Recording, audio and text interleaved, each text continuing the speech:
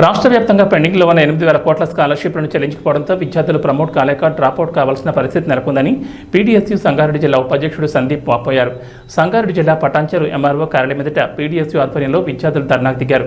ప్రభుత్వ విద్యారంగంలో నెలకొన్న సమస్యలు పరిష్కరించాలని పటాన్చెరులోని ప్రభుత్వ డిగ్రీ కళాశాల విద్యార్థులతో కలిసి ఎంఆర్ఓ కార్యాలయం వరకు ర్యాలీ నిర్వహించారు. ప్రభుత్వ కాలేజీల్లో మధ్యాహ్న భోజనం పెడతామని ప్రభుత్వం చెప్పి మర్చిపోయిందన్నారు. పెండింగ్లో ఉన్న స్కాలర్షిప్లను విడుదల చేసి ప్రభుత్వ విద్యారంగంలో సమస్యలను హాస్టల్స్లో మౌలిక వసతులు పరిష్కరించాలని, లేని పక్షంలో పెద్ద ఎత్తున ఉద్యమిస్తామని హెచ్చరించారు. అనంతరం తహసీల్దార్కు వినతి పత్రం అందజేశారు.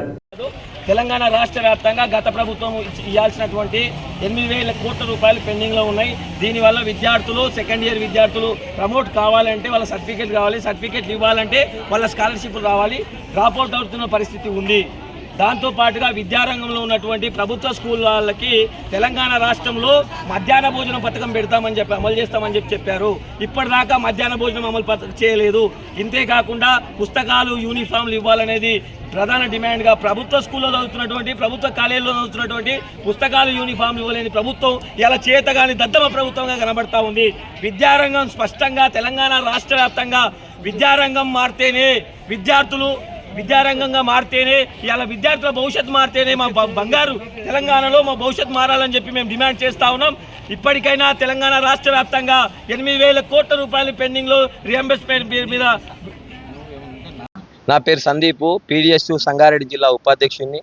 తెలంగాణ రాష్ట్ర వ్యాప్తంగా గతంలో పెండింగ్లో ఉన్నటువంటి స్కాలర్షిప్లు 8,000 కోట్ల రూపాయలు పెండింగ్లో ఉన్నాయి.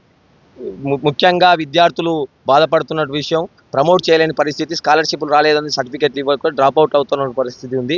దాంతోపాటుగా ప్రభుత్వ విద్యలో ఉన్నటువంటి ప్రభుత్వ కాలేజీల్లో మధ్యాహ్న భోజన పథకం ప్రధానంగా పెడతామని చెప్పి ప్రభుత్వం చెప్పింది. ఇప్పటికీ చిత్తశుద్ధి లేనట్టుగా ప్రభుత్వం వ్యవహరిస్తూ ఉంది. ఇప్పటికైనా పెండింగ్లో ఉన్నటువంటి స్కాలర్షిప్లు విడుదల చేయాలి, ప్రభుత్వ రంగంలో ఉన్నటువంటి విద్యారంగంలో ఉన్నటువంటి సమస్యలు పరిష్కరించాలని చెప్పి డిమాండ్ చేస్తూ ఉన్నాం. లేని పక్షంలో పెద్ద ఎత్తున ఉద్యమాలు చేస్తాం, ధర్నాలు చేస్తాం, రాస్తారోకలు చేస్తామని హెచ్చరిస్తాం.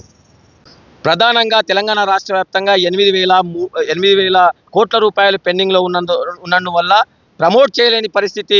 ఇవాళ తెలంగాణ రాష్ట్ర వ్యాప్తంగా విద్యార్థులు నానా రకాల ఇబ్బంది పడుతూ డ్రాప్అవుట్లు అవుతున్నటువంటి పరిస్థితి ఉంది. దాంతో పాటుగా ఎస్ఎంఎస్ హాస్టల్లో, సంక్షేమ హాస్టల్లో ఉన్నటువంటి సంక్షేమ మౌలిక వసతులు లేక, భోజనాలు బాగాలేక పరిస్థితి కనబడతా ఉంది. ఆ పరిష్కారం చేయాలని చెప్పి ప్రధాన డిమాండ్గా కనబడతా ఉంది. ఇలా తెలంగాణ రాష్ట్ర వ్యాప్తంగా విద్యారంగంలో ఉన్నటువంటి సమస్యలన్నీ పరిష్కారం చేయాలని, లేని పక్షంలో ఎమ్మెల్యేలు, మంత్రుల ఇండ్లు ముట్టడిస్తామని హెచ్చరిస్తా ఉన్నాం.